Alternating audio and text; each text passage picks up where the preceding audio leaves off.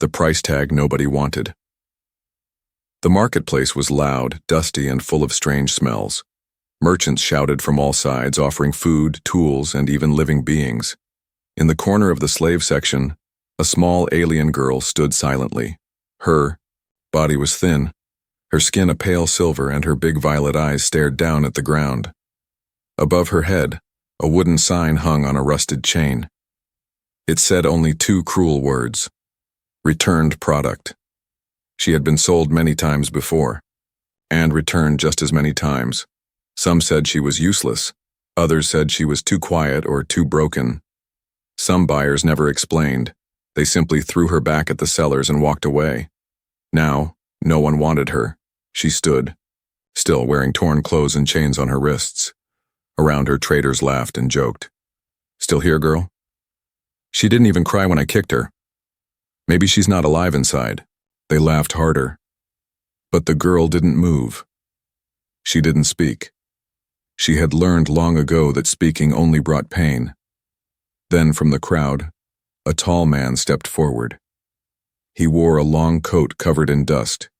His eyes were human, kind, but he looked at her with something strange, not disgust, not desire, but curiosity. His name was Mason. He didn't speak right away. He just looked at the sign, then at the girl. She looked up at him for a brief second, then looked away again. The merchant stepped forward. "Ah, this one? Cheap. 10 credits. No, warranty. She's been returned 5 times. Mason raised an eyebrow. "Why returned?" The merchant shrugged. "Don't know. Owners say she's too quiet, doesn't follow commands. Some say she just stares." Mason looked at her again. He knelt down slowly, making sure not to scare her. "What's your name?" he asked. She didn't answer. The merchant laughed. "See? She won't talk." Mason didn't laugh. He took a deep breath, then reached into his pocket and pulled out 10 credits. He handed them over without another word. "Deal," the merchant said quickly. "No returns." Mason didn't respond. He simply took the chain in his hand but didn't pull. Instead, he looked at the girl and said gently, "You don't need to walk behind me, just walk with me." The girl looked confused. She had never heard an owner say that before. She followed quietly, barefoot on the hot ground. People stared at them. Some pointed. Some whispered. A few even laughed. But Mason said nothing. He kept walking slowly, making sure she could keep. They reached his small travel cabin just outside the city limits.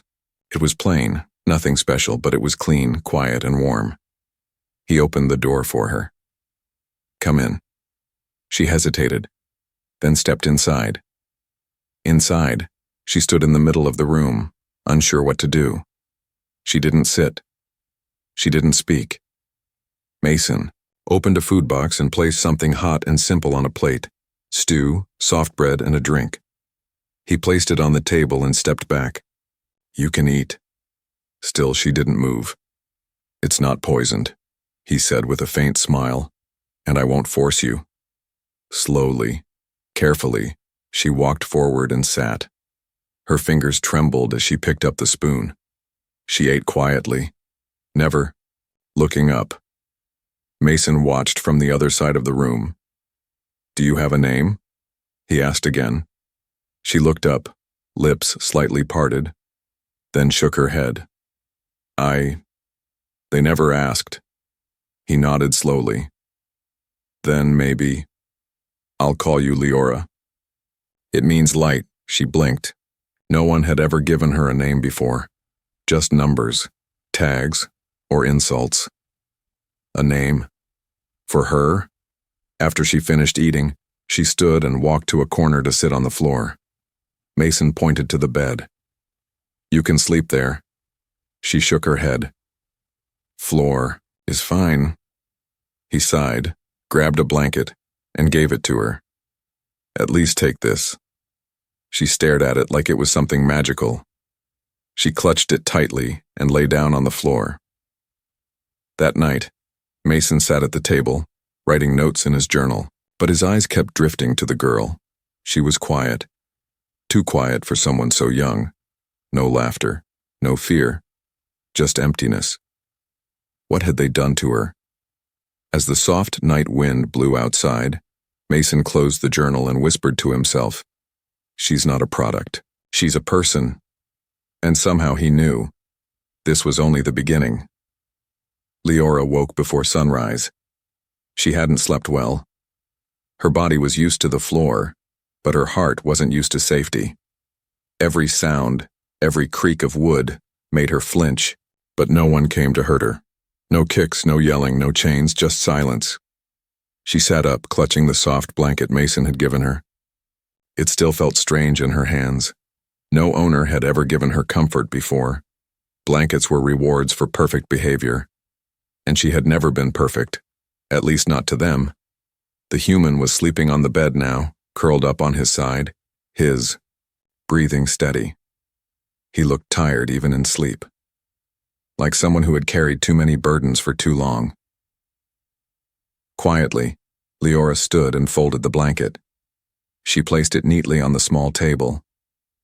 Then she stood there, unsure what to do next. Was she supposed to clean? Kneel? Wait for orders? Instead of giving herself answers, she sat in the corner again. She waited. When Mason finally stirred, he noticed her right away. "You don't have to wait like that," he said gently, rubbing his eyes. "This isn't a prison." She said nothing. He stood, stretched his back, and walked to the small cooking unit. "Hungry?" Leora hesitated, then gave a small nod. Mason smiled a little. "Good. That means you trust the food now." He placed another warm meal on the table. It was simple again: soft eggs, flat bread, and warm juice. Leora stared at it for a moment, then slowly sat down and began eating. Still no words.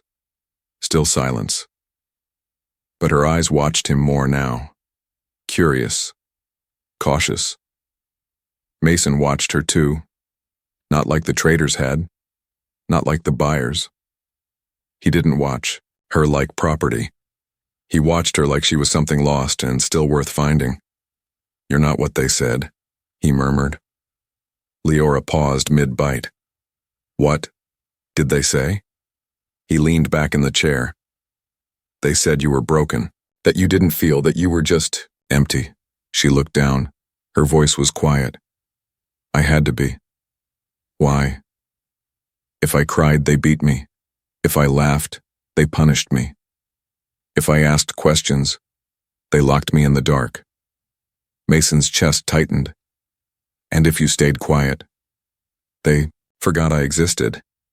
He nodded slowly. "So you learned how to disappear?" "Yes," she whispered. There was a long silence. Then Mason said, "You don't have to disappear here." Leora looked at him carefully. Her fingers tightened around the cup in her hands. "Why did you buy me?" she asked. "Everyone else returned me." Mason stared into his drink for a long time before answering. "Because you didn't look at me like the others did. You didn't beg, you didn't fake a smile. You just stood there like you'd already accepted your end. And I thought, maybe, you just needed someone to believe in you." She looked down again. Her voice cracked. "I don't know how to be anything." "You don't have to be anything," he replied. "You just have to be you." That day, Mason gave her small tasks: folding cloth, washing plates, checking inventory. Nothing hard, no orders. Just gentle requests. And when she did them, he didn't praise her like a master. He simply said, "Thank you." She didn't know how to react to that either. By evening, she sat quietly on the small mat, the same blanket, in her lap. Mason handed her a cup of hot water with herbs, nothing fancy but warm and calming. "Do you like stories?" he asked. She nodded slowly. He pulled out a small device and began to play an old human story, about a girl who tamed wild winds and rode storms. Leora listened with wide eyes, her lips slightly parted. "Is that real?" she asked softly. "Maybe not," Mason said. But stories don't have to be real to give us hope. Hope. That word felt too big for her mouth. When night came again, she stood to sleep on the floor. Mason stopped her. The bed's yours tonight. She shook her head. It's too soft. I won't rest. Okay, he said gently. Then at least keep the blanket. She nodded and curled up in the corner. Before sleeping, she asked one last question. Will you return me, like the others? Mason looked at her for a long time, then said with firm words, No, Leora. You're not a thing to be returned. You're a person, and people don't come with receipts. Tears filled her eyes, but she didn't cry. Not yet. Instead, she clutched the blanket tight and fell asleep with something new in her chest, something soft, something warm, something like trust. That night, the stars were quiet. The little home outside the city was peaceful, surrounded by wind and dust. Inside, Leora lay curled under the same blanket, her back against the wall. Mason was asleep in the bed nearby, his breathing calm. The warmth of the room, the safety and the silence should have brought rest, but something else came instead. A storm inside her. At first it was small, a flicker of memory, a face from long ago, the sharp sound of a belt cracking through the air. Her fingers twitched, her chest tightened, then her body went stiff. Her heart pounded.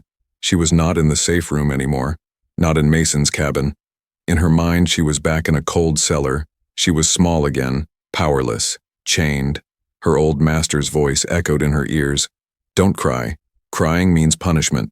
She opened her mouth, but no sound came. Then the whip fell again in her memory, and her scream burst out, loud and full of pain. Mason jumped awake. At first, he thought the house was under attack. Then he saw her. Leora was sitting up, eyes wide open but empty, shaking like a leaf in the wind. She screamed again, clawing at the air as if someone was still hurting her. Leora, Mason called, stepping out of bed. She didn't hear him. Her breath came fast and wild. She was trapped in her own mind.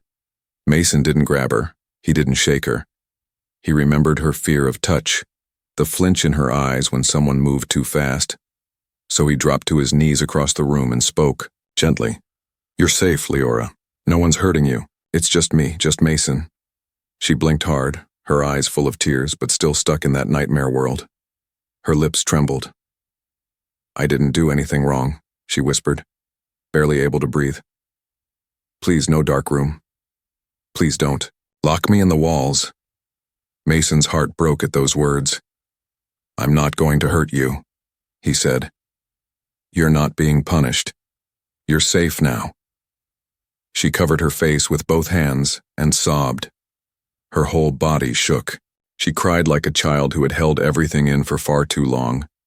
It wasn't just pain, it was years of silence, years of fear, years of being treated like a thing, not a person. And now it was all coming out. Mason sat down beside the wall, just close enough for her to hear his voice, but far enough not to scare her. Breathe, Leora, he whispered. Just breathe. I'm not going anywhere. Minutes passed. Slowly, her sobs began to soften. Her fingers uncurled. Her shoulders dropped. She looked at him for the first time with wide, wet eyes. Her voice cracked as she asked, You're still here? Yes, he said simply. She blinked, confused. Why didn't you leave when I screamed? Because that scream wasn't something to be afraid of, he replied. That scream was your pain finally coming out. She wiped her face with the edge of the blanket. No one ever stayed when I broke. I'm not them. Leora looked away, ashamed. I didn't want you to see me like that. Mason tilted his head. You're not a machine, Leora. You don't need to be perfect. You've been through things most people wouldn't survive. She took a deep breath. I dreamed I was back in the cage. I could feel the cold floor, the tight chains, and I couldn't move. I thought I'd wake up there again. You didn't, Mason said softly. You woke up here, with me. and I'm going to make sure you never go back." Silence filled the room again, but not a cold silence. This time it was full of something warmer. She spoke again, barely a whisper. "Do you think broken things can be fixed?" Mason thought for a moment. Then he shook his head. "I don't think you're broken." She looked at him in disbelief. "I think you're bruised," he continued. "I think you're scared, but broken? No, you're still here. You survived. That takes strength." Her lips trembled again. "I don't feel strong." He smiled softly. "You don't have to. That's what healing is for." Leora stared at him, trying to understand this strange man. He didn't talk like the others. He didn't act like an owner. He didn't demand anything. He just stayed, and that to her felt more powerful than anything else. "Can I sleep closer?" she asked slowly. "Not the bed. Just near you. I don't want the nightmares again." He nodded and laid a cushion down near the bed. She crawled toward it and curled up, her body still trembling slightly. Mason handed her the blanket. "If the nightmares come, I'll still be here." She looked at him one last time, then closed her eyes. Her breathing slowed, and for the first time in a long time, Leora fell asleep, not in fear, but in peace. Morning sunlight touched the small window of the cabin, filling it with a soft, golden glow. Leora opened her eyes slowly, the first time in years she had woken without fear. There had been no nightmares, no cold floors, no angry voices, just quiet and warmth. And the sound of someone gently making breakfast. She sat up and looked toward Mason. He was by the stove, humming a quiet tune while flipping something in a pan.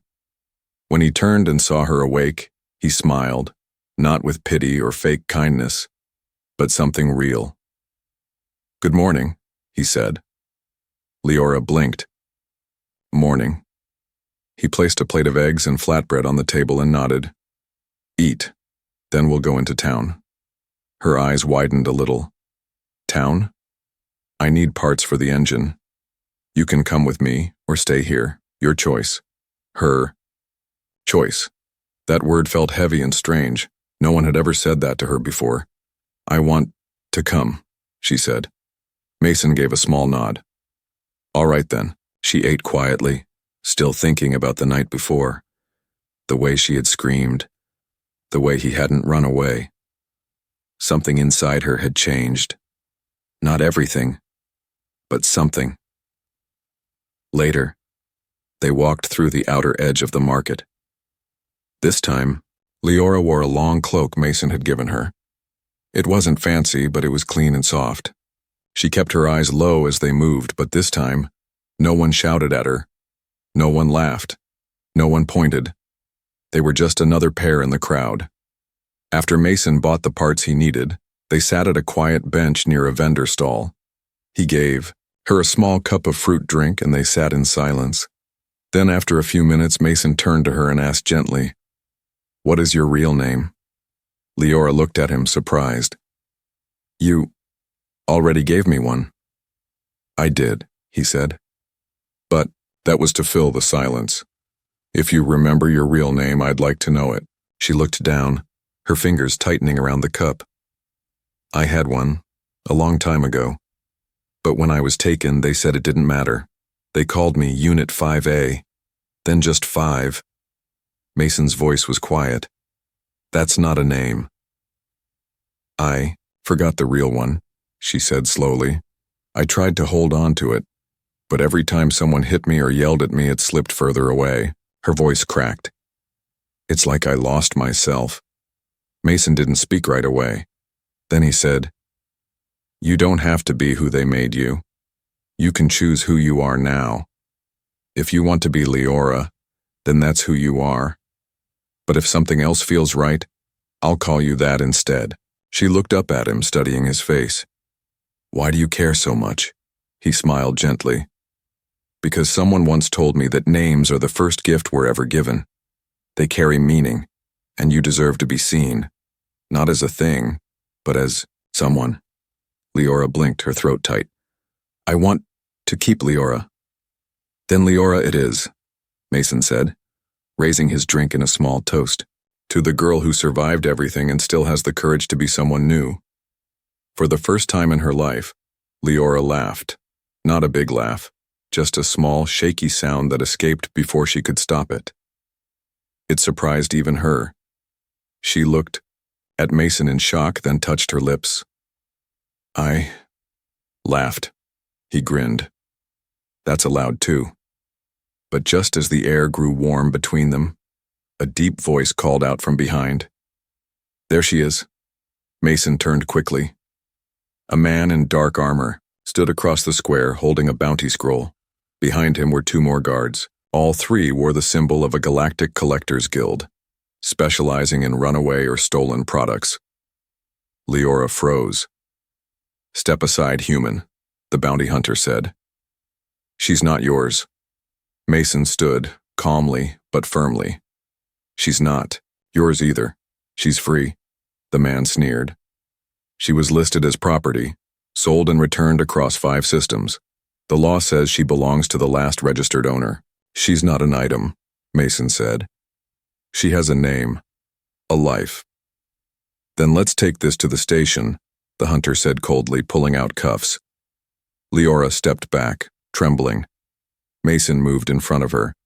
You'll have to go through. Me first, the hunter's smile faded. You'd fight for a used alien girl? Yes, Mason said, because she's not a used alien girl. She's Leora, and I won't let you take her back to the chains. People nearby had begun to stare. A few even whispered. Some took out recorders. The bounty hunter seemed unsure now. Laws didn't mean much when eyes were watching. Finally, the hunter growled, "This isn't over." Then he turned and left. Leora stood frozen, her heart pounding.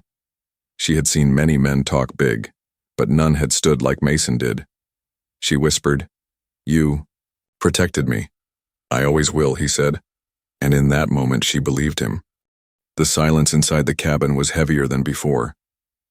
Leora sat near the wall, her hands still shaking even hours after the bounty hunters had walked away. She kept glancing at the door, expecting it to burst open again.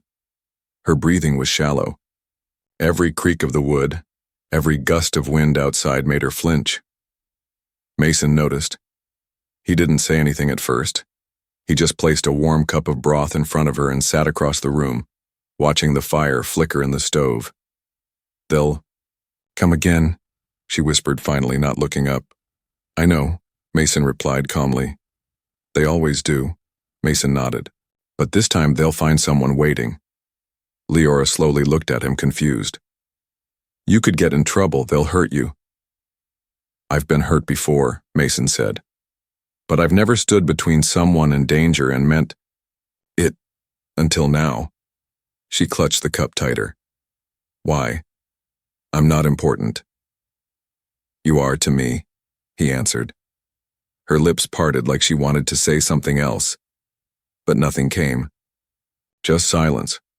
That night Mason worked late, writing documents, scanning old legal codes, and calling in favors.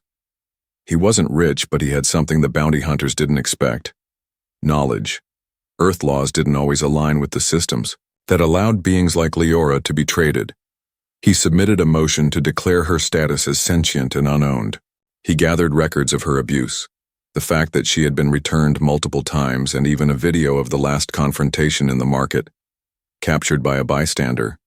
Then, Mason taught Leora how to stand up for herself. Slowly. "You don't have to speak loudly," he told her. "But when you speak, speak clearly, and don't let them see your fear." "But I am afraid," she admitted. "Then speak anyway. That's real strength." 3 days later, they were called to appear at the neutral district court on the edge of the city. Leora had never stood in front of a council before. She wore simple clothes and kept her head low, but Mason stood by her side like a wall. Together they waited while the judge read the reports. The bounty hunter from before entered the chamber, smug as ever. "She belongs to the last buyer. I have the scroll. She was sold tagged and logged. Mason stepped forward and returned 5 times, with signs of abuse every time. No name, no rights, no freedom. That's not ownership, that's trafficking. The judge raised an eyebrow. You have proof? Mason handed over images, medical scans, and the recordings, but it wasn't enough. The judge looked at Leora. Child, speak. What do you want? Leora froze. Her hands shook at her sides.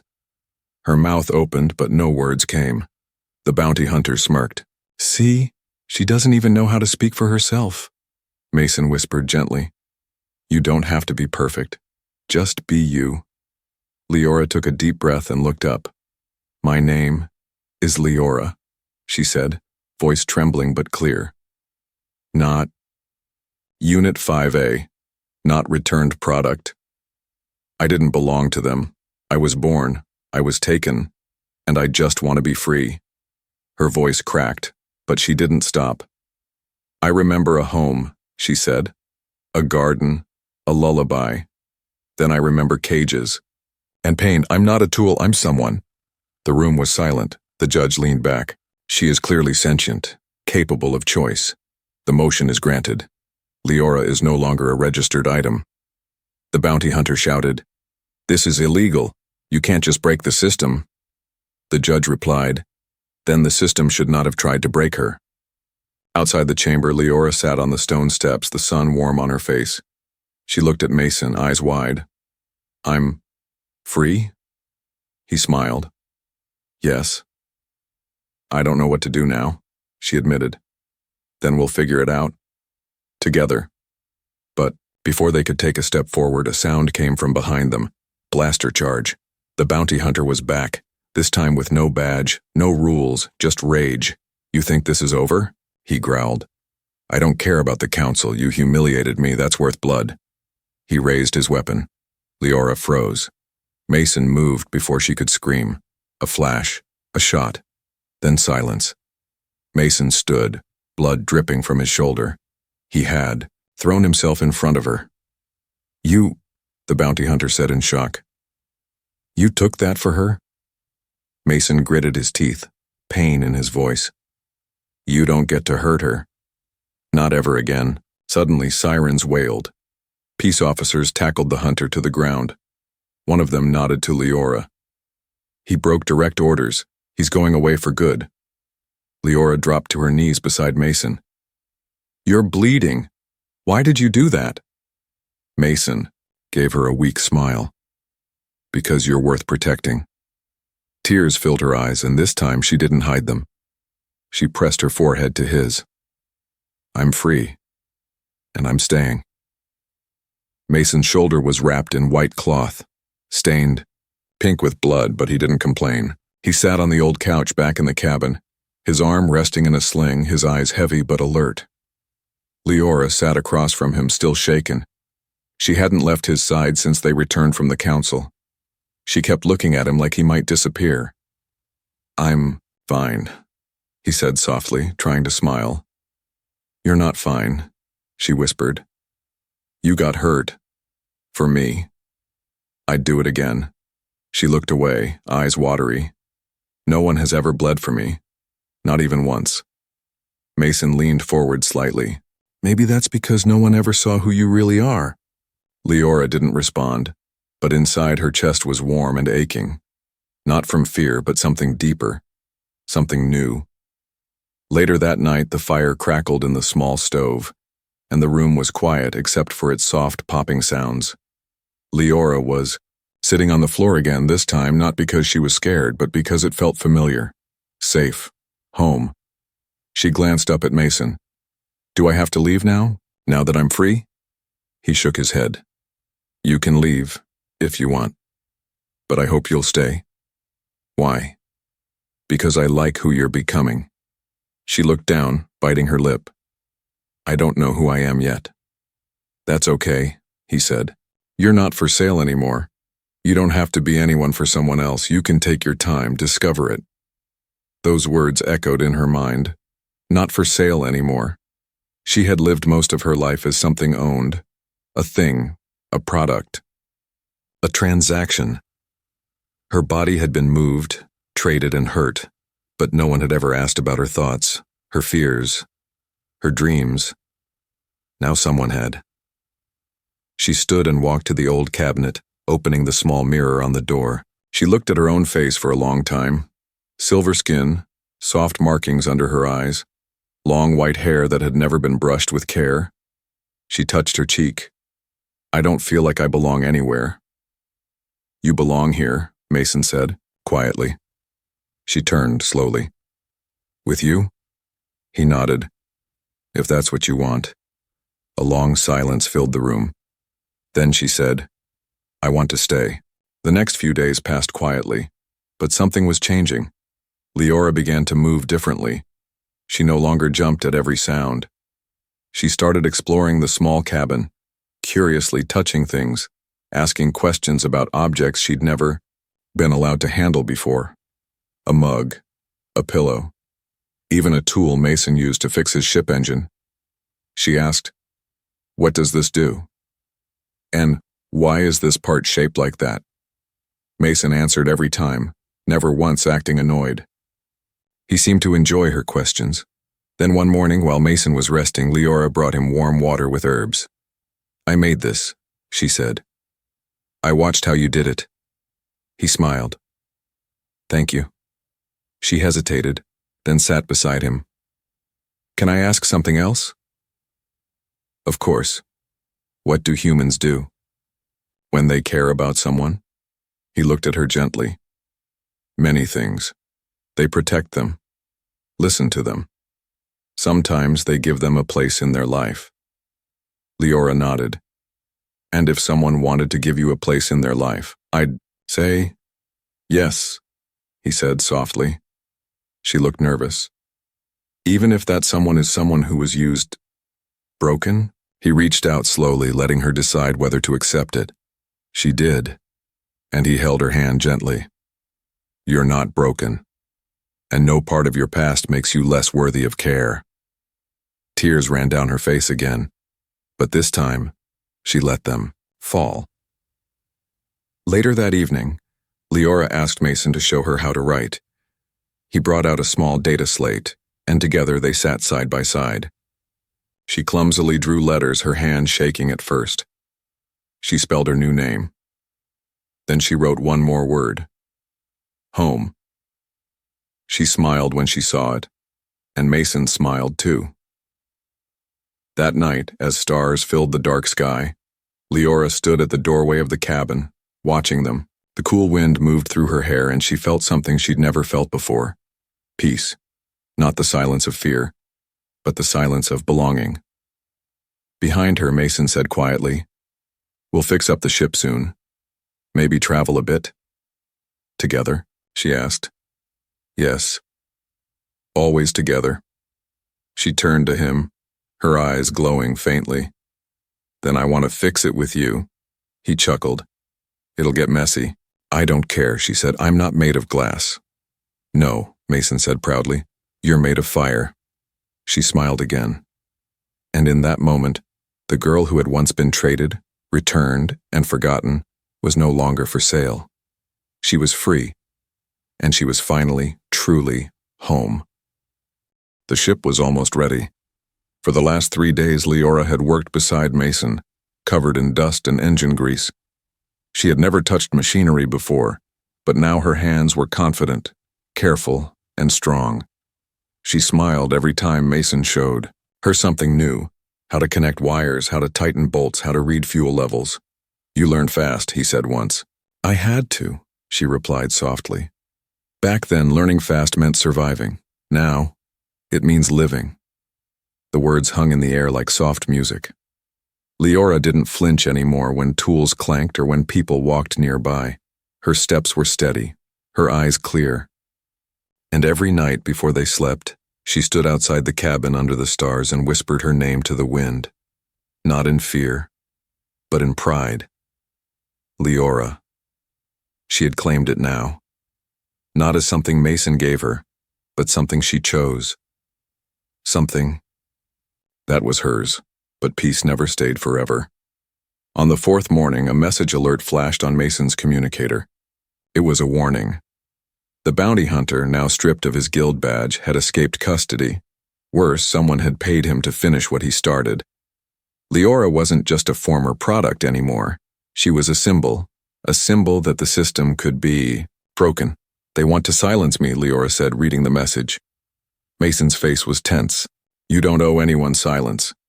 Leora stepped closer to him. "Then we don't run. We finish this." Mason blinked. "You mean stay and fight?" She nodded. "Not with weapons, with truth. With proof that I exist, not as a product, not as property, but as a person. If they try to erase me, I'll shine louder." That night, Leora sat in front of a small camera. Mason stood behind her as she took a deep breath. "My name is Leora. I was sold, used, returned, forgotten. They said I was broken, but I wasn't. I was scared, and no one helped, until one human saw me and didn't walk away." She paused, voice shaking slightly, but continued. "This is for every girl, every boy, every soul out there who's treated like a thing. You're not. You matter, and your voice can burn through any chain."